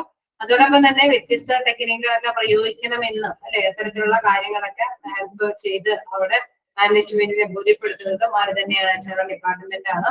HR help the organisation top management implement various techniques to help the organisation to go ahead അല്ലെ. അവിടെ മുന്നോട്ട് നിന്ന് നയിക്കുന്നത് നമുക്കറിയാം അല്ലെ, തരത്തിലുള്ള വ്യക്തികളാണ് അല്ലെ. അവിടെ ഡിസിഷൻ ഒക്കെ എടുത്ത് തീരുമാനങ്ങളൊക്കെ എടുത്ത് അവരെ മുൻപന്തിയിലിരിക്കുന്നത് തൊഴിലുടമയും തൊഴിലുടമയുടെ നേതൃത്വമാണ് മുന്നോട്ട് നയിക്കുന്നത്. അപ്പൊ അവർക്ക് ആവശ്യമായിട്ടുള്ള വേരിയസ് ടെക്നിക്കുകളൊക്കെ പകർന്നു കൊടുക്കുന്നത് HR ഡിപ്പാർട്ട്മെന്റ് ആണ്. Then arrange various workshops. Okay, HR can arrange various workshops to increase the knowledge of the employee. Okay, നമുക്കറിയാം നമ്മൾ ട്രെയിനിങ് കൊടുക്കുന്ന കാര്യമൊക്കെ പറഞ്ഞു എന്ന് പറഞ്ഞാൽ മാത്രമേ തന്നെ പുതിയതായിട്ട് എന്തെങ്കിലുമൊക്കെ ഇംപ്ലിമെന്റ് ഡിഷിലും കാര്യങ്ങളൊക്കെ ഇംപ്ലിമെന്റ് ചെയ്യുമ്പോഴും അവർക്ക് ചിലപ്പോൾ മതിയായ നോളജ് അവിടെയുള്ള എംപ്ലോയീസിന് ലഭ്യമാകണമെന്നില്ല. അപ്പൊ അതിനനുസരിച്ചിട്ടുള്ള എന്തെങ്കിലും പ്രാക്ടീസുകളൊക്കെ അല്ലെ, അത്തരത്തിലുള്ള വർക്ക്ഷോപ്പുകളൊക്കെ അത് കൊടുത്ത് അവരുടെ നോളജ് ഒക്കെ ഇൻക്രീസ് ചെയ്യാൻ, അത് വളർത്തിക്കൊണ്ടുവരാനായിട്ട് ശ്രമിക്കേണ്ടത് HR ഡിപ്പാർട്ട്മെന്റ് ആണ്. Arrange various workshops. HR can arranges various workshops to increase the knowledge of an employee. എംപ്ലോയിയുടെ അറിവ് വർദ്ധിപ്പിച്ചു കൊണ്ടുവരാനായിട്ട് വ്യത്യസ്ത തരത്തിലുള്ള ഈ പ്രാക്ടീസുകളൊക്കെ അല്ലെ വേരിയസ് വർക്ക്ഷോപ്സുകളിലൂടെ അറേഞ്ച് ചെയ്ത് കൊടുക്കേണ്ടതും ആയത് തന്നെയാണ് HR department. Then arrange meetings. Okay, HR arranges various meetings and seminars to discuss the problems that the employee face in the organization. Okay, നമ്മൾ പറഞ്ഞിരുന്നു HR-ന്റെ ഒരു മറ്റൊരു ഡ്യൂട്ടിയാണ്, അതായത് മറ്റൊരു കാര്യമാണ് അവിടെ പബ്ലിക് ആയിട്ട് അവർ ഡീൽ ചെയ്യുന്നത് കൊണ്ട് തന്നെ അവിടെയുള്ള ജീവനക്കാരുടെ സാറ്റിസ്ഫാക്ഷൻ അത് എന്തിനെ ഡിപ്പെൻഡ് ചെയ്തിരിക്കുന്നു എന്നുള്ളതൊക്കെ കൃത്യമായിട്ട് മനസ്സിലാക്കാനായിട്ട് സാധിക്കും അല്ലെ. അപ്പോ ഇതൊക്കെ കൃത്യമായിട്ട് അതൊക്കെ മനസ്സിലാക്കിയിട്ട് മീറ്റിംഗിലൂടെ പറഞ്ഞു കൊടുക്കുക. HR arranges various meetings and seminars to discuss the problems that the employees face in organization. ഓർഗനൈസേഷനിലെ എന്തൊക്കെ പ്രോബ്ലംസ് ആണ് അവര് ഫേസ് ചെയ്യുന്നത് അല്ലെ, അതിനെ കുറിച്ചിട്ടൊക്കെ മീറ്റിംഗ് ഒക്കെ സംഘടിപ്പിക്കുമ്പോൾ അവർക്ക് പറയാനായിട്ടുള്ള ഒരു സ്വാതന്ത്ര്യം ലഭ്യമാകുന്നു. സോ അത് അവർക്ക് മാനേജ്മെന്റിലേക്ക് അറിയിക്കാനായിട്ട് സാധിക്കും അല്ലെ. Arrange meetings. HR arranges various meetings and seminars to discuss the problems that the employees face in the organization. വീണ്ടും the various precautions. ഓക്കെ, നമ്മളിപ്പോ ഡിസ്കസ് ചെയ്യുമ്പോൾ കുറെ കാര്യങ്ങളൊക്കെ വരുമ്പോൾ നമുക്കറിയാം മുൻകരുതലുകളൊക്കെ എടുക്കേണ്ടതായിട്ട് വരും അല്ലെ. ഇതാണ് നെഗ്ലിജന്റ് ഹയറിംഗ് അല്ലെ. ഞങ്ങൾ തീർച്ചയായിട്ടും ചിലപ്പോ ആണെങ്കിൽ യഥാർത്ഥമില്ലാത്ത രീതിയിൽ ചിലപ്പോൾ അപ്പോയിന്റ്മെന്റ്സ് ഒക്കെ അല്ലെ നമ്മൾ പറഞ്ഞ റിക്രൂട്ട്മെന്റ് നടത്തി നല്ല രീതിയിൽ സെലക്ട് ചെയ്ത് അപ്പോയിന്റ്മെന്റ് കൊടുത്ത് ട്രെയിനിങ് ഒക്കെ കൊടുക്കണം എന്നൊക്കെ നമ്മൾ പറഞ്ഞു അല്ലെ. ഇതൊന്നും അല്ലാതെ എന്താ പറയണേ അവര് വലിയ കാര്യമൊന്നും ഇല്ലാതെ ഇതൊന്നും കാര്യമാക്കാതെ തന്നെ അതിൽ എന്തെങ്കിലും കഴിവ് വരുത്തിയിട്ടാണ് ഇങ്ങനെ എംപ്ലോയീസിനെ കണ്ടെത്തിയിരിക്കുന്നതെങ്കിൽ അതിനനുസരിച്ചുള്ള പ്രിക്കോഷൻസ് എടുക്കേണ്ടതും മുൻകരുതലുകളൊക്കെ എടുക്കേണ്ടതും ആര് തന്നെയാണ്? HR ഡിപ്പാർട്ട്മെന്റ് ആണ്. Gives job satisfaction of employee. നമുക്കറിയാം ജോലിയിലെ സാറ്റിസ്ഫാക്ഷൻ അല്ലെ, തൃപ്തികരമായിട്ടുള്ള ഒരു ജോബ് സ്പെസിഫിക്കേഷൻ, അതായത് പ്രിക്കോഷൻസ് നമ്മൾ എടുക്കുന്നതോടൊപ്പം തന്നെ പറയാണ് give job specification of employee. HRM gives the job specification of every employee and the requirements that an employee needs to do it. Okay, അതായത് ഓരോ എംപ്ലോയീസിനും ഇത് ചെയ്യാനായിട്ട് സാധിക്കുമോ അല്ലെ, അത് മനസ്സിലാക്കാനായിട്ട് അത് കൃത്യമായിട്ട് നമുക്കറിയാം തൊഴിലാളികളുടെ ആയിട്ട് നേരിട്ട് അറ്റാച്ച് ചെയ്യുന്നതായിരിക്കും HR ഡിപ്പാർട്ട്മെന്റിന് ഓരോരുത്തരും. അപ്പൊ അവര് നേരിട്ട് ഇങ്ങനെ സജഷൻസ് കാര്യങ്ങളൊക്കെ ചോദിക്കുമ്പോൾ ഓരോ എംപ്ലോയീസിനെ സംബന്ധിച്ചും ഇങ്ങനെ കാര്യങ്ങൾ ചെയ്യാനൊക്കെ ആയിട്ടുള്ള സാധ്യതയുണ്ട് അല്ലെ. അപ്പൊ ആ ഒരു രീതി അവർക്ക് മനസ്സിലാക്കി എടുക്കാനായിട്ട് സാധിക്കും. എന്താ റിക്വയർമെന്റ്സ് തരാൻ എംപ്ലോയി നീഡ് ടു റീഡ്, അല്ലെങ്കിൽ ഇത് ചെയ്യാനായിട്ട് എന്താണ് ആ എംപ്ലോയിക്ക് വേണ്ടിയുള്ളത്. നേരത്തെ പറഞ്ഞ മാതിരി എന്തെങ്കിലും സ്കില്ലിന്റെ കുറവ് കൊണ്ടാണോ ഈ എംപ്ലോയിക്ക് അത് ഒരു തിക്കും തിരക്കും അനുഭവപ്പെടുന്നത്, അല്ലെങ്കിൽ നന്നായിട്ട് അത് കൃത്യമായിട്ട് അറ്റൻഡ് ചെയ്യാൻ പറ്റാത്തത് അല്ലേ, അതൊക്കെ കൃത്യമായിട്ട് മനസ്സിലാക്കി എടുക്കാനായിട്ട് ഇവരെ കൊണ്ട് സാധിക്കുന്നു. Job enrichment. ഓക്കെ, അവിടെ ജോബ് എൻറിച്ച്മെന്റ് എന്ന് പറയുമ്പോൾ HRM does various job enrichment, job rotation, job enlargement and motivation the employees. Okay, അപ്പൊ ചിലപ്പോഴൊക്കെ നമുക്കറിയാം ചില ജോലികളൊക്കെ എപ്പോഴും അല്ലെ ഒരു ജോലി തന്നെ കൈകാര്യം ചെയ്തുകൊണ്ട് പോകുമ്പോൾ അവർക്ക് അത് ആകെ ബോറാവും അല്ലെ. അപ്പൊ അവരെന്ത് ചെയ്യും, വീണ്ടും റൊട്ടേറ്റ് ചെയ്തിരുന്ന ആഗ്രഹിക്കും. അതേമാതിരി തന്നെ ചിലപ്പോഴൊക്കെ ജോലി അത് ഒന്ന് വലിയ കോംപ്ലിക്കേറ്റഡ് ആയിട്ടുള്ള ഒരു ജോലിയാണ് എങ്കിൽ അവർക്ക് എന്താണ് അവിടെ കുറച്ചും കൂടിയും അത് ഒന്ന് കുറച്ച് കിട്ടാനായിട്ട് വേണ്ടിയിട്ട് അല്ലെ, അപ്പൊ അതൊന്ന് വിപുലീകരിക്കണം തോന്നും. അപ്പൊ അത്തരത്തിലുള്ള ജോലി എൻലാർജ്മെന്റ് നടത്തുക, അതായത് ജോലിയെ ഓരോരോ പാർട്സ് ആയിട്ട് ഓരോരുത്തരൊക്കെ ഏൽപ്പിച്ചു കൊടുക്കുക. അങ്ങനെ വരുമ്പോഴെന്താണ് അവർക്ക് ഒന്നിച്ച് ബേർഡൻ ആയിട്ട് അവരുടെ ജോലി ചെയ്തു തീർക്കേണ്ടതായിട്ട് വരില്ല.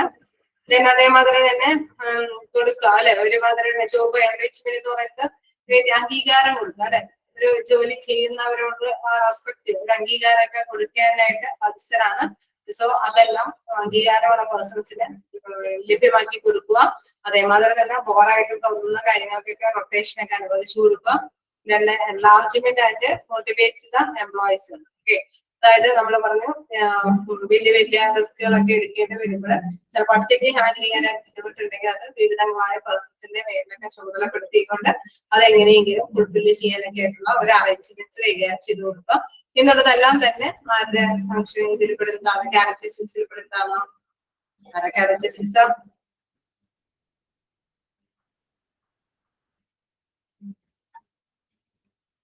ആരുടെ ക്യാരക്ടറിസ്റ്റിക്സ് ആണ് നമ്മളിപ്പോൾ ഡിസ്കസ് ചെയ്യുന്നത്?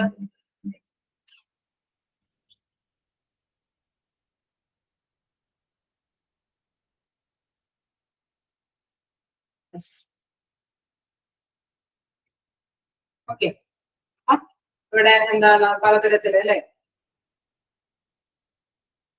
എന്താണ് പറയുന്നത്, ജോബ് എൻറിച്ച്മെന്റ് ഒക്കെ നമ്മൾ നടത്തി.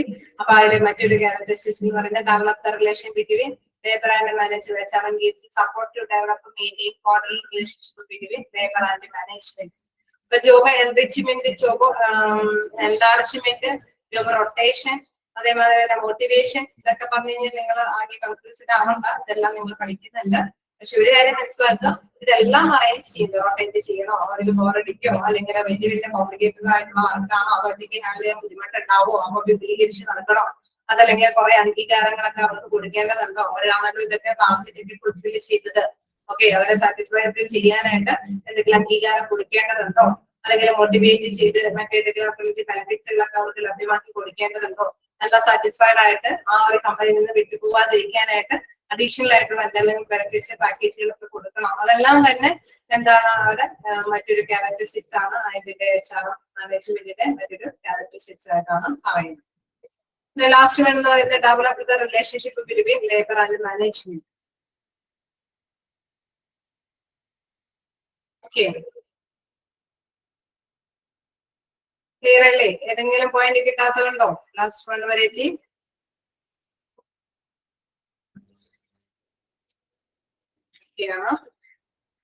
എവിടെയെങ്കിലും പോയിന്റ്സ് കിട്ടാത്തതുണ്ടോ?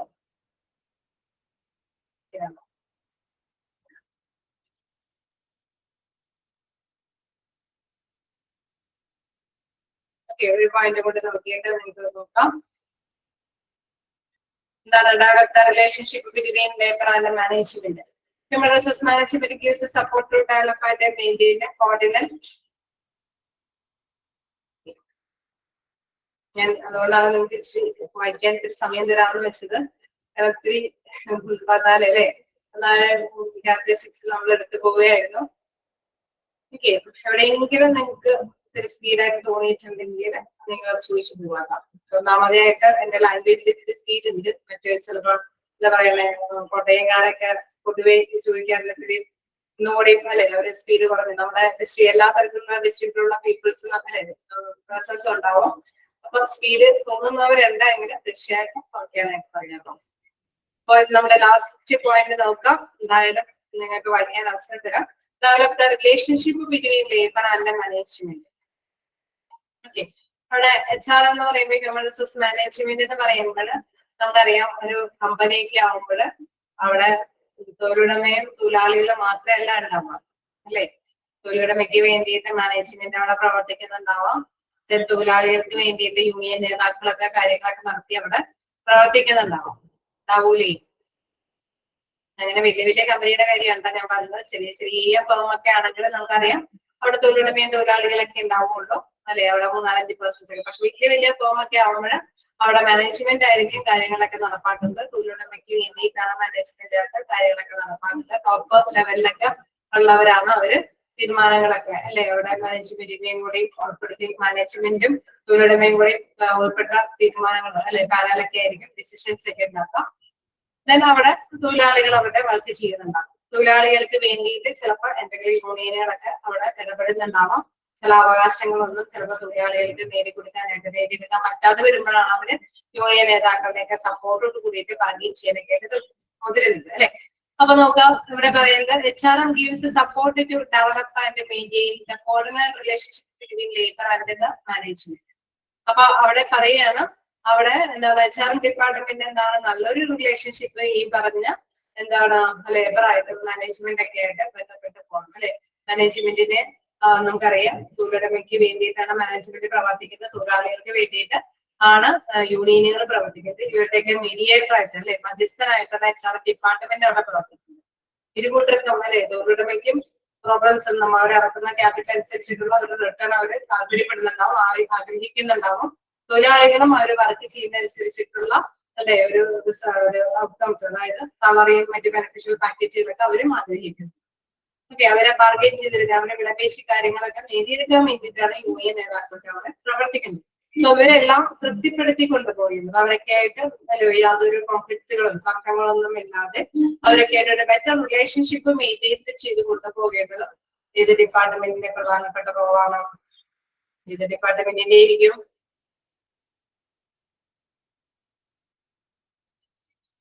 ഏത് ഡിപ്പാർട്ട്മെന്റ് ആയിരിക്കും? HR അല്ലെ, ഹ്യൂമൻ റിസോഴ്സ് മാനേജ്മെന്റ് അല്ലെങ്കിൽ HRM ഡിപ്പാർട്ട്മെന്റിന്റെ പ്രധാനപ്പെട്ട റോളാണ്. കാരണം അവിടെയുള്ള എല്ലാ പ്രവർത്തകരെയും നല്ല രീതിയിൽ ബെറ്റർ റിലേഷൻഷിപ്പോടുകൂടി ആരും കിടക്കാതെ ഇല്ലേ ഒരു യൂണിയൻ നേതാക്കളെയും കിടക്കാതെ നിൽക്കേണ്ട കാര്യമില്ല. അവരെയൊക്കെ കിടക്കാതെ അവർ പറയുന്ന ക്വസ്റ്റ്യൻസിനൊക്കെ ഒരു ചർച്ചയൊക്കെ സംഘടിപ്പിച്ച് മിതമായ തീരുമാനത്തിലേക്കൊക്കെ എത്താനൊക്കെ ആയിട്ട് ഇടനിലക്കാരനായിട്ട് പ്രവർത്തിക്കുന്നത് HR ഡിപ്പാർട്ട്മെന്റ്. ജസ്റ്റ് വായിച്ചു നോക്കുക. എവിടെയെങ്കിലൊക്കെ ഡൗട്ട് ഉണ്ടെങ്കിൽ ഏതെങ്കിലും പോയിന്റ് ഒക്കെ ഡൗട്ട് ഉണ്ടെങ്കിൽ ചോദിക്കാം. 14 പോയിന്റ്സ് കൊടുത്തിട്ടുണ്ട്.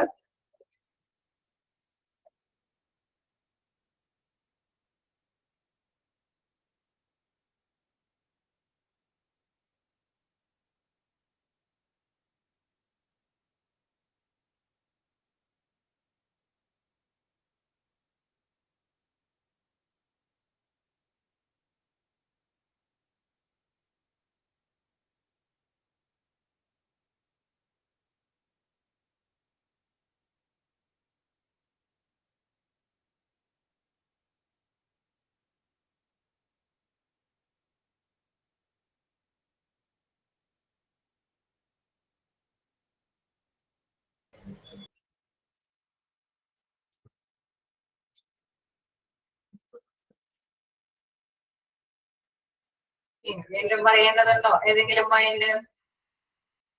പ്രാക്ടീസ് കൊടുക്കണം, അത് അറേഞ്ച് ചെയ്ത് കൊടുക്കണം എന്ന് പറഞ്ഞു. അടുത്ത പോയിന്റ് മീറ്റിങ്ങുകളൊക്കെ സംഘടിപ്പിക്കണമെന്ന് പറഞ്ഞു.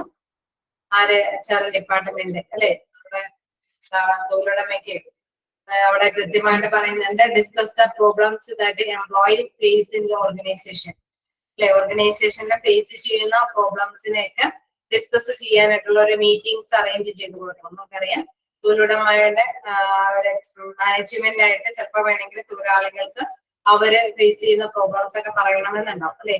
അപ്പൊ അതിനാവശ്യമായിട്ടുള്ള ഒരു നെഗോഷിയേഷൻ ചർച്ചയൊക്കെ സംഘടിപ്പിച്ച് കൊടുക്കേണ്ടതും HR ഡിപ്പാർട്ട്മെന്റ് ആണ്. അപ്പൊ അപ്പോഴാണ് അവർക്ക് ആ മീറ്റിങ്ങിലൂടെ അവരുടെ പ്രോബ്ലംസ് ഒക്കെ ഷെയർ ചെയ്യാനായിട്ട് സാധിക്കുകയുള്ളൂ. വേരിയസ് സിറ്റുവേഷൻസ് നമുക്കറിയാം എന്താണ് അല്ലെ. അവര് എന്തെങ്കിലും ഹയറിംഗ് പോസ്റ്റുകളൊക്കെ നെഗ്ലിജൻസ് എന്ന് പറഞ്ഞാൽ അശ്രദ്ധമായിട്ടൊക്കെ ഏതെങ്കിലും ജോലിക്ക് അനുയോജ്യമാവാത്ത പേഴ്സണൊക്കെ അപ്പോയിന്റ്മെന്റ് ചെയ്തിട്ടുണ്ടെങ്കിൽ അതിനനുസരിച്ചുള്ള പ്രിപ്പറേഷൻസ് ഒക്കെ അവരെ എടുക്കേണ്ട മുൻകരുതലുകളൊക്കെ എടുക്കേണ്ടതാണ്. കേസ് ചിലപ്പോണെങ്കിൽ ട്രെയിനിങ് ഒക്കെ അഡീഷണൽ ഒക്കെ ആയിട്ട് കൊടുക്കേണ്ടതൊക്കെ എടുക്കും. എവിടെയും എന്തെങ്കിലുമൊക്കെ അപാകതകൾ ഉണ്ടെങ്കിൽ അതിനനുസരിച്ചിട്ടുള്ള മുൻകരുതലുകൾ എടുക്കണം. Give job specification of employee. Okay, അതായത് ജോലി അല്ലെ, job specification of every employee and requirements that an employee needs to do. ഓരോ ജോബിന്റെയും എന്താണ് ജോലി എന്നുള്ളത് കൃത്യമായിട്ട് മനസ്സിലാക്കി കൊടുക്കണം അല്ലെ. ഓരോ എംപ്ലോയിക്കും എന്താണ് ആവശ്യം, ആ ജോലി ചെയ്യുന്നതിന് ആവശ്യമായിട്ട് എന്താണ് വേണ്ടത്. ചിലർക്ക് ചിലപ്പോൾ ട്രെയിനിങ് വേണ്ടി വരും, ചിലർക്ക് ചില പ്രിക്കോഷൻസ് ഒരു അല്ലെങ്കിൽ ഹെൽത്തുമായി ബന്ധപ്പെട്ട എന്തെങ്കിലുമൊക്കെ നേരത്തെ കൂട്ടി ഒരു പ്രിക്കോഷൻസ് ഒക്കെ എടുക്കേണ്ടതായിട്ട് വരും. അപ്പൊ അതുമായി ബന്ധപ്പെട്ട കാര്യങ്ങളൊക്കെ അറേഞ്ച് ചെയ്ത് കൊടുക്കണം. ഓക്കെ, ഓരോ എംപ്ലോയിക്കും അനുയോജ്യമായിട്ടുള്ള കാര്യങ്ങളൊക്കെ അതാണ് പറയുന്നത് employee needing to do it. അത് ചെയ്യാനായിട്ട് അവർക്ക് ഏൽപ്പിച്ചിരിക്കുന്ന വർക്ക് ചെയ്യാനായിട്ട് എന്താണോ അവരുടെ ആവശ്യം, ആ ആവശ്യം അനുസരിച്ചിട്ടുള്ള കാര്യങ്ങളെല്ലാം അറേഞ്ച് ചെയ്ത് കൊടുക്കേണ്ടത് HR ഡിപ്പാർട്ട്മെന്റ് ആണ്. ഓക്കെ, അവർ സ്പെസിഫൈ ചെയ്തിരിക്കുന്ന ജോലിക്ക് അല്ലെ. ചില ജോലികൾക്ക് നേരത്തെ കൂട്ടി ഒരുക്കങ്ങളൊന്നും വേണ്ടി വരില്ല. കേസ് നമുക്കറിയാം, ഒരു എന്താണ് ഹസാർഡ്സ്, അപകടം വിളിച്ചിരിക്കുന്ന ഏതെങ്കിലും ഒരു ജോലി ചെയ്യാനുള്ള എംപ്ലോയി ആണെങ്കിൽ അതനുസരിച്ചുള്ള മുൻകരുതൽ, ആരോഗ്യ സുരക്ഷാ മുൻകരുതലുകളൊക്കെ എടുത്തതിന് ശേഷം മാത്രമാണ് ജോലിക്ക് പറ്റുള്ളൂ. അതേസമയം ചില എംപ്ലോയീസിനാണെങ്കിൽ ഈ പറഞ്ഞ റിക്വേഷൻസ് ഒന്നും ആയിരിക്കും, അവിടെ ഒരു നല്ല വായു പിടിച്ചൊക്കെ ഉള്ള ഒരു അല്ലെ വെന്റിലേഷനും കാര്യങ്ങളൊക്കെ ആയിരിക്കും കൂടുതൽ പ്രിഫറൻസ് വരുന്നത്. അപ്പൊ അതിനുള്ള അറേഞ്ച്മെന്റ്സ് ഒക്കെ അറേഞ്ച് ചെയ്ത് കൊടുക്കണം. ഓക്കെ, വർക്കിംഗ് കണ്ടീഷൻസ് ഒക്കെ കൃത്യമായിട്ട് തന്നെ കൈകാര്യം ചെയ്ത് കൊടുക്കേണ്ടതാണ്. ജോബ് എൻറിച്ച്മെന്റ് നമുക്കറിയാം. Job enrichment, job rotation, job enlargement and motivated the employees. അതായത് ജോലിയില് ബോറാണെങ്കിൽ അതിനനുസരിച്ചിട്ടുള്ള റൊട്ടേഷൻ കാര്യങ്ങൾ ചെയ്ത് കൊടുക്കണം. ജോബ് എൻറിച്ച്മെന്റ് എന്ന് പറയുമ്പോൾ നമുക്കറിയാം അംഗീകരിച്ച് അല്ലെ, അവർക്ക് അംഗീകാരം വിട്ടുകൊടുക്കേണ്ടതുണ്ടെങ്കിൽ അതിനനുസരിച്ചുള്ള അംഗീകാരം വിട്ടുകൊടുക്കണം. എന്താണ് ജോബ് എൻലാർജ്മെന്റ്, വലിയ വലിയ ജോലിയാണെങ്കിൽ ചിലപ്പോൾ ഓരോ ടാസ്കുകൾ അല്ലെ കുറേശ്ശെ തീർക്കാനായിട്ട് പറ്റുള്ളൂ. അതൊക്കെ ചിലപ്പോൾ വേണമെങ്കിൽ വിവിധങ്ങളായിട്ട് അല്ലെ ഒറ്റയ്ക്ക് ചിലപ്പോൾ ഹാൻഡിൽ ചെയ്ത ജോലികളായിരിക്കും. പക്ഷെ ചില പുതുമയുള്ള ഒരു ജോലി സംഭവങ്ങൾ വരുമ്പോൾ ഒരു ഇന്നോവേറ്റീവ് ആയിട്ടുള്ള കാലഘട്ടം ആയതുകൊണ്ട് എന്തെങ്കിലും ചലഞ്ച് നിറഞ്ഞ ഒരു ജോലി വന്നപ്പോൾ ചിലപ്പോൾ ആണെങ്കിൽ ഒറ്റയ്ക്ക് അതെടുക്കാനായിട്ട് പറ്റാതെ വരുന്ന സ്റ്റേജുകളാണെങ്കിൽ മറ്റുള്ളവരെ കൊണ്ട് സപ്പോർട്ടോടുകൂടി ചെയ്യാനുള്ള അവസരങ്ങളൊക്കെ ചെയ്ത് അറേഞ്ച് ചെയ്ത് കൊടുക്കണം. ഓക്കെ, മോട്ടിവേറ്റ് ചെയ്യാന്ന് പറയുമ്പോൾ അവരെ പ്രേരിപ്പിക്കുക, നല്ല സാറ്റിസ്ഫാക്ഷനോട് കൂടിയിട്ട് വർക്ക് ചെയ്യാനായിട്ടുള്ള കാര്യത്തിലേക്ക് പ്രേരിപ്പിക്കുക. Develop the relationship between labour and management. നമുക്കറിയാം നല്ലൊരു റിലേഷൻഷിപ്പ് അവിടെ ഉണ്ടായാൽ മാത്രമാണ് അവിടെ ആരായിട്ടും തല്ലുതർക്കങ്ങളൊന്നും ഇല്ലാതെ തന്നെ കറക്റ്റ് സമയത്ത് തന്നെ അവിടെ അച്ചീവ് ചെയ്യാനായിട്ട് സാധിക്കുകയുള്ളൂ. സോ അത്തരത്തിലുള്ള നല്ലൊരു റിലേഷൻഷിപ്പ്, ആ റിലേഷൻഷിപ്പില് അവിടെ എടുത്തു പറയുന്നുണ്ട് ലേബർ ആൻഡ് മാനേജ്മെന്റ്, തൊഴിലാളികളും മാനേജ്മെന്റ് തമ്മിൽ നല്ലൊരു റിലേഷൻഷിപ്പ് മെയിൻറ്റെയിൻ ചെയ്ത് കൊണ്ടുപോകണം എന്ന് പറയുന്നത്. ഓക്കെയാണോ? എന്തെങ്കിലും ഡൗട്ട് ഉണ്ടോ? എല്ലാം ക്ലിയർ ആണോ? ഓക്കെയാണ്.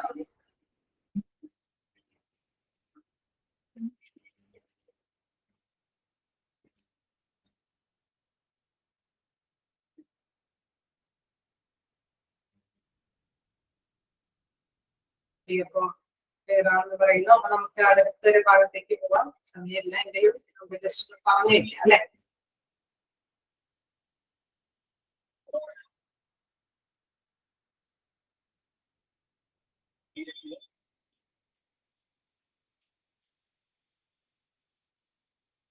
കണ്ടിന്യൂ ചെയ്തോട്ടെ.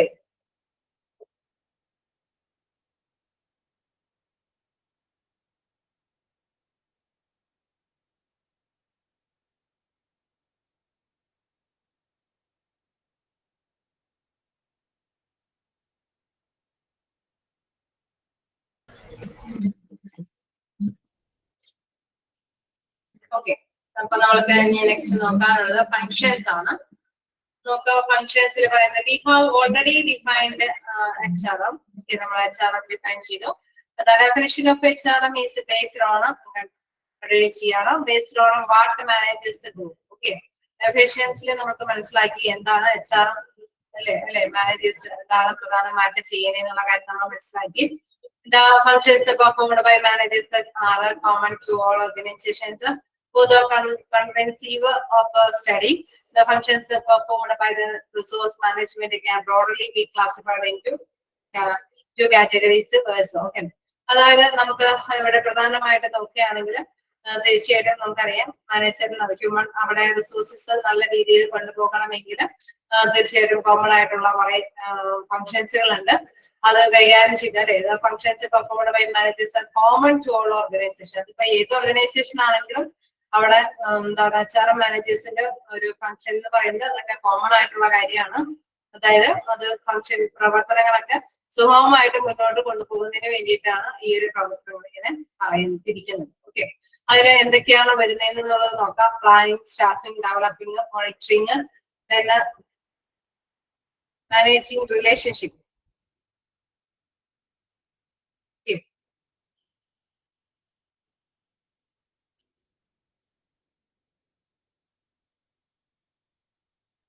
മോണിറ്ററിങ് ആൻഡ് മെയിൻറ്റെയിനിങ് എന്നുള്ള ഒരു രീതിയിലാണല്ലോ ഈ ഒരു ഇത് വരുന്നത്. കാരണം ആ സെന്റൻസ് നിങ്ങൾ വായിച്ചു നോക്കിയാൽ അറിയാം എന്താ സെയിം സെന്റൻസ് ആണ് അവിടെ റിപ്പീറ്റ് ചെയ്ത് വന്നിരിക്കുന്നത്.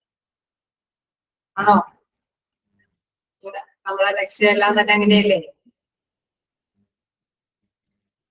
മോണിറ്ററിങ്, മെയിൻറ്റെയിനിങ്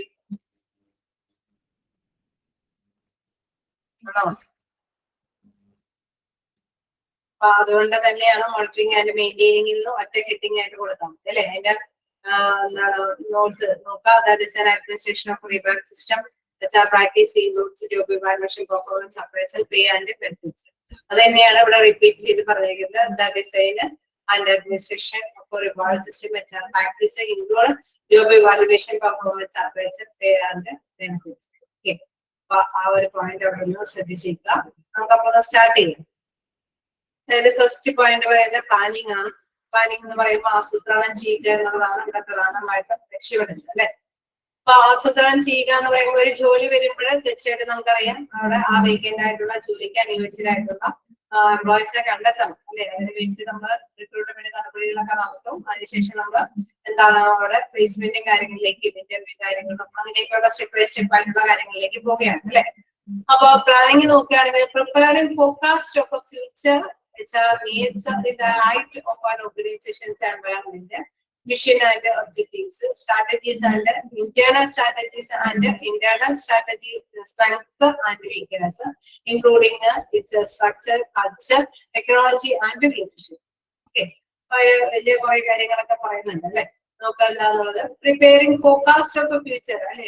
ഒരു ഭാവിയെ കുറിച്ചിട്ട് നേരത്തെ മുൻകൂട്ടി അവര് ഫോർകാസ്റ്റ് ചെയ്യാണ് അല്ലെ? നേരത്തെ കൂട്ടി ചിന്തിക്കുകയാണ് അവിടെ ചെയ്യുന്നത്. എന്താണ് അതിൽ ഓർഗനൈസേഷന്റെ ആ ഒരു എൻവയറമെന്റ് അല്ലെ? ആ ഒരു ചുറ്റുപാടും വെച്ചുകൊണ്ടാണ് നേരത്തെ കൂട്ടി അവര് കാൽക്കുലേറ്റ് ചെയ്യുന്നത് വെക്കുന്നത്. ഹ്യൂമൻ റിസോഴ്സുമായി ബന്ധപ്പെട്ടുള്ള ഒരു പ്ലാനിങ്ങിന് വേണ്ടിയിട്ട് mission and objectives, strategies and internal strategies and എന്താണ് ഇന്ത്യയുടെ സ്ട്രെങ്ത് ആൻഡ് വീക്ക്നെസ് എന്ന് വെച്ചാൽ അവിടെ എന്താണ് അല്ലെ? ഒരു ഓർഗനൈസേഷൻ ആകുമ്പോൾ നമുക്കറിയാം അതിന് അതിൻ്റെതായ ഒരു കൾച്ചർ ഉണ്ട് അല്ലെ? പ്രൊഡക്ഷൻ ആയിരിക്കാം, സർവീസ് ഓറിയന്റഡ് ആയിട്ടുള്ള ബിസിനസ് ആയിരിക്കാം. അതിന് അതിൻ്റെതായിട്ടുള്ള ഒരു സംസ്കാരമുണ്ട്. ടെക്നോളജി ആണെങ്കിൽ സാങ്കേതിക വിദ്യകളൊക്കെ അത് സ്ഥാപിക്കപ്പെട്ടിട്ടുണ്ടാവാം. എന്താണ് അല്ലെ? ഇൻഡിവിജ്വലി നോക്കുകയാണെങ്കിൽ ആരോഗ്യം ഉള്ളതും വികസ് അല്ലെ? അത് തീർച്ചയായിട്ടും വലിയ ഇതല്ലാത്തതുമായിട്ടുള്ള കാര്യങ്ങളൊക്കെ ഉണ്ട്. അപ്പൊ ഘടനയും അതിന്റെ ആ ഒരു സാംസ്കാരിക രീതിയും അതിന്റെ ആ ഒരു ടെക്നോളജിയും ഏതൊരു ഓർഗനൈസേഷൻ ആണെങ്കിലും ആ ഓർഗനൈസേഷനെ സംബന്ധിച്ച് നമുക്കറിയാം ഓർഗനൈസേഷനിൽ ചില ടെക്നോളജി ആയിരിക്കും ചിലതിൽ കൂടുതൽ അപ്ലൈ ചെയ്യുന്നത്. ചില ഹ്യൂമൻ റിസോഴ്സസ് ബീയിങ് കുറവായിരിക്കും, ചില ഹ്യൂമൻ റിസോഴ്സിന്റെ ആവശ്യകത കൂടുതലായിരിക്കും, ടെക്നോളജി കുറവായിരിക്കും ഇല്ലേ? അങ്ങനെയൊക്കെയുള്ള സ്ഥാപനങ്ങൾ ഉണ്ടാവാൻ സാധ്യതയില്ലേ? ഇല്ലേ? ഉണ്ടാവില്ലേ? ചില ഓർഗനൈസേഷൻ എന്ന് പറയുമ്പോൾ കൂടുതലും ഹ്യൂമൻ ബീയിങ്ങിനെ ആയിരിക്കും ഡിപ്പെൻഡ് ചെയ്യുന്നത്. ചിലതിലാണൊക്കെ ഉണ്ട് അല്ലെ? ചിലതിലാണെങ്കിൽ മെഷീനറിനെ ആയിരിക്കും കൂടുതൽ ഡിപ്പെൻഡ് ചെയ്യുന്നത്. അപ്പൊ അത് ആ ഒരു വ്യത്യാസങ്ങൾ എല്ലാത്തിനും ഉണ്ടാവും അല്ലെ? അതിന്റെ ആ ഒരു പ്രത്യേകത എന്ന് പറയുന്നത് internal strength and weakness including it's structure, culture, technology and leadership. അതിന്റെ ഘടനയാണെങ്കിലും നമുക്കറിയാം വലുപ്പത്തിനനുസരിച്ചിട്ട് അതിന് ചിലപ്പോൾ ആണെങ്കിൽ ബ്രാഞ്ച് ഓഫീസുകളോ അതൊക്കെ വേറെ വേറെ പ്ലേസുകളിലൊക്കെ ഉണ്ടാവും. ചിലപ്പോൾ ഇതൊരു വലിയൊരു ഓർഗനൈസേഷൻ ആയിരിക്കും, അതിന്റെ ഡിപ്പാർട്ട്മെന്റുകളൊക്കെ വിവിധ മേഖലകളിലായിട്ടായിരിക്കും സ്ഥാപിക്കപ്പെടുന്നത്. അങ്ങനെ അതിന്റെ ആ ഒരു കൾച്ചറും അല്ലെ? സാംസ്കാരിക രീതികളും ടെക്നോളജി ഡെവലപ്മെന്റ് ഒക്കെ അനുസരിച്ചിട്ട് വ്യത്യസ്തമായിട്ടുള്ള ഒരു രീതിയായിരിക്കും ഏതൊരു ഓർഗനൈസേഷനും ഉണ്ടാകുക. അപ്പൊ അതില് പ്ലാനിങ് എന്ന് പറയുന്നത് എന്താണ്? ഈ ഒരു ലക്ഷ്യത്തിലേക്ക് ഈ ഒരു ഘടനയൊക്കെ അനുസരിച്ചിട്ട് ഇന്റേണൽ ആയിട്ടുള്ള സ്ട്രെങ്ത് അല്ലെ അതൊക്കെ നേരത്തെ കൂട്ടി അത് തീരുമാനിച്ചിറക്കേണ്ടതുണ്ട് അല്ലെ, ആസൂത്രണം ചെയ്യണം. ഓക്കെ, അതാണ് പ്രധാനമായിട്ടും നമുക്കറിയാം എത്രത്തോളം ഹ്യൂമൻ റിസോഴ്സ് ബീയിങ്ങിന്റെ ആവശ്യകതയുണ്ട് എന്നുള്ളതൊക്കെ അത് അനുസരിച്ചിട്ട് ടെക്നോളജി കൂടുതൽ ഇംപ്ലിമെന്റ് ചെയ്യുന്നത് അതിനനുസരിച്ചിട്ട് ഹ്യൂമൻ റിസോഴ്സിന്റെ ആവശ്യകത ഉണ്ടാവുള്ളൂ. ശരിയല്ലേ? അപ്പൊ ആ കാര്യങ്ങളൊക്കെ കൂട്ടി ആലോചിച്ച് ഉറപ്പിക്കേണ്ടതുണ്ട്. അതാണ് പ്ലാനിങ്ങിൽ പറയുന്നത്. എന്തായാലും റിപ്പീറ്റേഷൻ നമുക്ക് നെക്സ്റ്റ് ക്ലാസ്സിലുള്ളത് ജസ്റ്റ് ഞാൻ സ്റ്റാർട്ട് ചെയ്തിരുന്നേ ഉള്ളൂ. അപ്പൊ ഇതിന്റെ ഒരു കണ്ടിന്യൂവേഷൻ നമുക്ക് നെക്സ്റ്റ് ക്ലാസ്സിൽ ഉണ്ടാവും. ഓക്കെ, പിന്നെ അടുത്തത് ഓക്കെ ആണോ? എവിടെയെങ്കിലും ഡൗട്ട് ഉണ്ടോ? ക്യാരക്ടറിസ്റ്റിക്സ് എടുത്തും ഒബ്ജക്റ്റീവ്സും ആണ് നമ്മൾ കവർ ചെയ്തത്. കൂടുതലായിട്ട് തോന്നിയോ?